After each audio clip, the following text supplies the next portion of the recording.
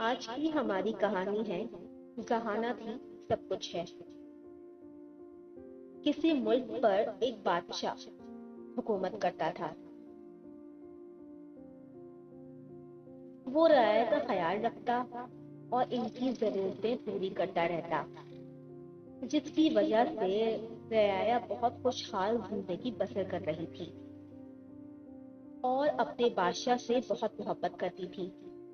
بادشاہ کے 4 بیٹے تھے جن سے وہ بہت محبت کرتا تھا۔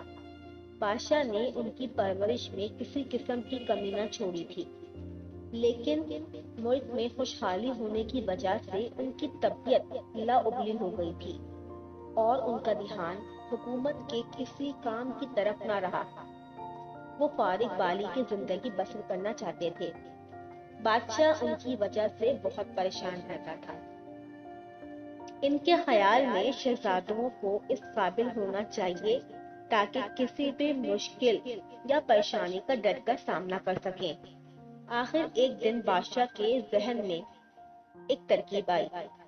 انہوں نے چاروں شہزادوں کو بلا کر کہا، میں تم سب کو ایک سفر پر روانہ کرنا چاہتا ہوں تاکہ تم ایک ملک کے حالات کا اندازہ کر سکو، لیکن اس کے لیے تم سب اکٹھے نہیں بلکہ ایک ایک کر کے جاؤ گے تاکہ اپنے اپنے خیالات سے آگاہ کر سکو۔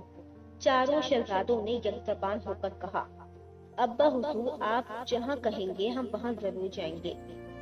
چاروں شہزادے بہت خوش تھے کہ اب انہیں سفر کرنے کا موقع ملے گا۔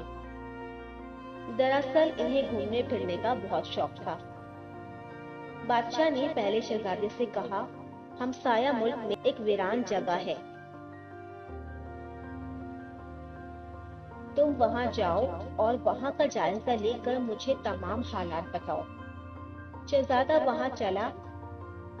1 مہینے کے بعد جب شہزادہ واپسی آیا تو بادشاہ نے اس سے سوال کیا، وہاں کے حالات کیسے ہیں؟ شہزادے نے کہا، ہر جگہ ویرانی ہے، وہ درخت بھی سوکھا ہوا ہے اور اس پر پتے بھی برائے نام ہیں، وہاں ذرا بھی دلکشی نہیں ہے۔ اب بادشاہ نے دوسرے شہزادے کو روانہ کیا تاکہ وہ بھی وہاں کا جائزہ لے اور انہیں آگاہ کرے۔ دوسرا شہزادہ سفر پر روانہ ہوا اور جب واپسی آئی، شہزادے نے کہا، وہ درخت تو نہایت ہرا بھرا ہے، اس پر سارا دن پرندے چہچہاتے رہتے ہیں اور ویرانی ہونے کے باوجود نہایت خوبصورت لگتا ہے۔ اب بادشاہ نے تیسرے شہزادے کو روانہ کیا۔ تیسرے شہزادے نے واپسی پر بادشاہ کو بتایا کہ درخت پر ہر طرف خوشنما پھول لگے ہوئے ہیں جو دل کو لبھاتے ہیں اور سارا دن رنگ برنگے پرندے اس درخت پر جمع ہوتے رہتے ہیں۔ اب بادشاہ نے چوتھے شہزادے کو روانہ کیا۔ اس نے واپسی پر بادشاہ کو بتایا کہ وہ درخت تو پھلوں سے بھرا ہوا ہے، پھلوں کی وجہ سے درخت جھکا ہوا ہے، تمام پرندے اور انسان ان پھلوں سے لطف اندوز ہوتے ہیں۔ ویرانے میں ہونے کے باوجود وہ ہر ایک کے لیے نعمت سے کم نہیں۔ ہم جتنے دن وہاں رہے پھل کھا کر ہی گزر بسر کرتے رہے۔ جب چاروں نے جس وقت وہاں پہنچ کر وہاں کے حالات معلوم کیے، تمہیں حالات ایسے ہی دکھائی دیے۔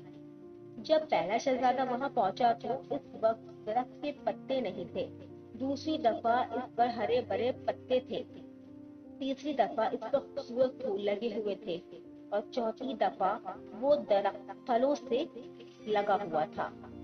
تم چاروں نے جس طرح اسے دیکھا تو سمجھا کہ وہ ہمیشہ ایسا ہی ہوگا، لیکن کوئی بھی چیز ہمیشہ ایک جیسی نہیں رہتی، بلکہ وقت کے ساتھ اس میں تبدیلی آتی رہتی ہے۔ اس طرح اگر ملک میں خوشحالی ہے اور تمہیں کوئی کام نہیں کرنا پڑتا تو اس کا مطلب یہ نہیں کہ تم اپنے آپ کو کمزور بنا لو۔ تمہیں اس قدر مضبوط ہونا ہے کہ میرے بعد کوئی بھی ملک اس پر حملہ کر کے قبضہ نہ کر لے اور تم آزادانہ زندگی بسر کر سکو۔